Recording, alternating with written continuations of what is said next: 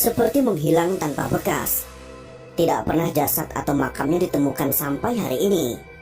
Konon sebagian kecil masyarakat Indonesia masih mempercayai akhir hidup dari 5 pendekar sakti Nusantara ini berhasil mencapai moksa, sebuah tujuan akhir hidup yang sempurna, mengalami kelepasan dari ikatan duniawi dan menyatu dengan Tuhan tanpa pernah lagi mengalami siklus reinkarnasi. Berikut ini adalah 5 pendekar sakti Nusantara yang menghilang entah kemana.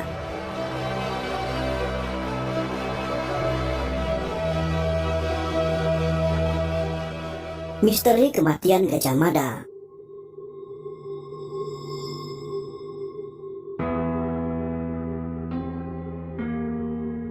Riwayat hidup Mahapati Gajah Mada sebagai tokoh paling terkenal dalam kerajaan Majapahit Hindu dahulu kala.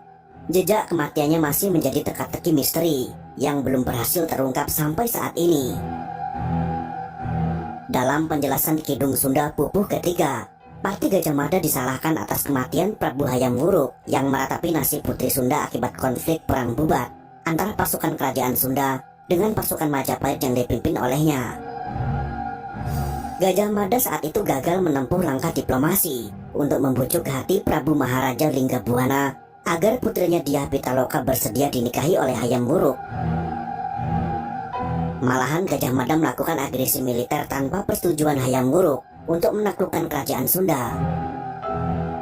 Dia pun memaksa sang raja untuk memberikan putrinya sebagai simbol pengakuan kerajaan Majapahit. Namun sang raja menolak keras permintaan Gajah Mada, hingga kedua kerajaan ini berperang hebat dan dimenangkan oleh Majapahit. Mengetahui ayah dan pasukannya tewas dalam pertempuran, Dyah Pitaloka pun memilih untuk bunuh diri. Setelah jasad Hayam Wuruk diperhabukan dan upacara perkabungan selesai, kedua paman Hayam Wuruk yaitu Raja Kahuripan dan Raja Daha sepakat untuk menangkap Gajah Mada dan menghukum mati dirinya. Rencana pembunuhan ini terdengar oleh Gajah Mada hingga ia pun melakukan tapas semedi untuk melepaskan jiwa dan raganya dari dunia. Setelah itu dia menghilang menuju Niskala atau mencapai moksa, dan ketika pasukan Majapahit datang, tak berhasil menemukan keberadaannya. Namun versi lain menurut kitab Kakawin Nagara Kretagama menyebutkan bahwa Gajah Mada meninggal dunia akibat sakit di tahun 1286 atau sekitar 1364 Masehi. Peristiwa ini terjadi setelah tak lama Prabu Hayam Wuruk menjenguk dirinya. Semar. Tokoh terkenal Nusantara Semar yang dikenal sebagai Kiai Lurah Semar Badranaya dan mendapat julukan Sabdo Palon Noyo Genggong adalah salah satu tokoh punakawan dalam pewayangan Jawa dan Sunda. Diyakini juga raganya menghilang secara moksa. Semar menghilang setelah ia merasa kecewa berat karena Prabu Brawijaya V memutuskan untuk menjadi seorang mualaf karena memeluk agama Islam kala itu. Sabdo Palon sering diceritakan dan dikisahkan dalam kisah-kisah Jawa klasik, dan pastinya kita sudah tahu siapa itu Sabdo Palon. Yang paling terkenal adalah kisah bertemunya Sabdo Palon dengan Syekh Subakir yang sangat melegenda itu. Kedekatan Semar dengan Prabu Brawijaya V diceritakan dalam kitab Jayabaya. Ia sering dijadikan penasehat raja-raja yang berkuasa di tanah Jawa dan konon sebagai pengasuh para kesatria Mahabharata dan Ramayana. Tapi sosok Semar memang tidak ditemukan dalam naskah asli kedua wiracarita tersebut. Hanya terdapat pada kisah-kisah pujangga Jawa.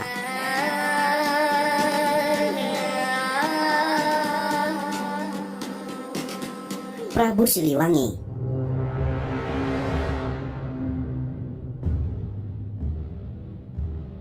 Prabu Siliwangi adalah raja yang sangat terkenal dan melegenda. Banyak kisah-kisah dari tanah Pasundan yang menceritakan kesaktian Prabu Siliwangi serta kebijaksanaannya yang sangat luar biasa. Selain dikenal sebagai raja yang arif dan bijaksana, Prabu Siliwangi juga terkenal memiliki ilmu sakti mandraguna. Sepanjang hidupnya berhasil membuat nama kerajaan Sunda Galuh yang dipimpinnya menjadi terkenal di seluruh wilayah Nusantara. Lebih dari 39 tahun ia menjadi raja. Namun saat masa kejayaan Pakuan Pajajaran di Bogor mulai berakhir, ajaran agama Islam masuk ke tanah air dan dia mendapatkan desakan dari pihak lain agar meninggalkan agama leluhurnya untuk memeluk agama Islam. Dalam kisah yang berkembang, pihak lain tersebut adalah anaknya sendiri yaitu Raden Kian Santang yang ingin mengajak ayahnya untuk ikut memeluk agama Islam yang memang mulai berkembang di Pulau Jawa. Di masa-masa sulit itu, Prabu Siliwangi akhirnya memutuskan untuk melakukan tapa brata mencapai moksa. Sebelum ia pergi meninggalkan kerajaannya, sang Prabu hanya berpesan kepada keluarga dan para pengikutnya untuk bebas memilih agama menurut keyakinan mereka sendiri, tanpa harus mengikuti jejak hidupnya. Akan tetapi ada versi lain yang mengisahkan Prabu Siliwangi sudah memeluk agama Islam dan menikahi Nyai Subang Larang yang merupakan salah satu santri dari pesantren Syekh Kuro. Syekh Kuro sendiri adalah seorang ulama besar yang lahir sebelum era Wali Songo yang berperan penting dalam penyebaran agama Islam di Jawa Barat. Sedangkan dari pernikahan Prabu Siliwangi dengan Nyai Subang Larang tersebut, menurunkan anak salah satunya adalah Raden Kian Santang yang juga dikenal dengan Syekh Sunan Rahmat Suci.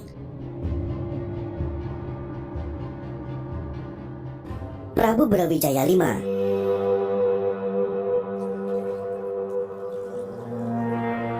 Nasib tragis yang dialami Prabu Brawijaya V tak jauh berbeda dengan Prabu Siliwangi. Setelah runtuhnya kejayaan Majapahit akibat konflik internal keluarga kerajaan, serta tumbuhnya kerajaan Islam di tanah air Nusantara. Saat itu Majapahit kalah berperang dengan kerajaan Kediri, dan sebelum istana kerajaan dihancurkan oleh pasukan lawan, Prabu Brawijaya V sempat melarikan diri dan memutuskan untuk mengakhiri hidupnya dengan jalan bertapa moksa. Namun versi lain mengisahkan bahwa Prabu Brawijaya V adalah pemeluk agama Buddha. Di akhir hidupnya sebagai raja, Prabu Brawijaya V meminta tolong kepada Sunan Kalijaga yang merupakan cucunya sendiri agar mau mengislamkannya. Setelah menjadi mu'alaf, ia pun melanjutkan tapa brata tingkat akhir, mengasingkan diri di dalam gua Gunung Lawu, dan dikabarkan ia berhasil mencapai moksa karena jasad dan kuburannya tak pernah ditemukan.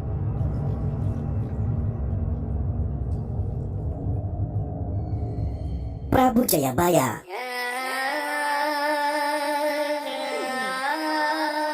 Kisah Prabu Jayabaya yang memiliki gelar Sri Maharaja Sang Mapanji Jayabaya Sri Warmeswara Madusudana Awatari Nindita Sutri Singga Parakrama Utungga Dewa adalah seorang raja Kediri yang memerintah di tahun 1135 sampai dengan tahun 1157 Masehi.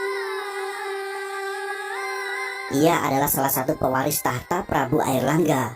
Jayabaya sering terlibat perseteruan dengan saudaranya sendiri, yaitu Jayasaba. Hingga kedua raja ini berperang dengan membawa masing-masing pasukan kerajaan mereka. Namun dalam pertempuran hebat tersebut, Jayasaba mengalami kekalahan. Ia pun tewas terbunuh di tangan Prabu Jayabaya. Akhirnya tampuk pimpinan saudaranya berhasil ia rebut, dan seluruh wilayah di Jawa Timur berada di bawah kekuasaannya.